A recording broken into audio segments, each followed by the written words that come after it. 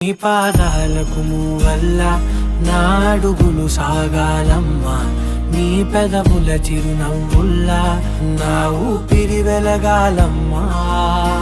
నిరంతరం నీ చంటి పాపల్లే ఉండాలి నేనెన్నాళ్ళకి, నిన్ను దిలెంతగా ఎదగాలనుకోనే అమ్మా.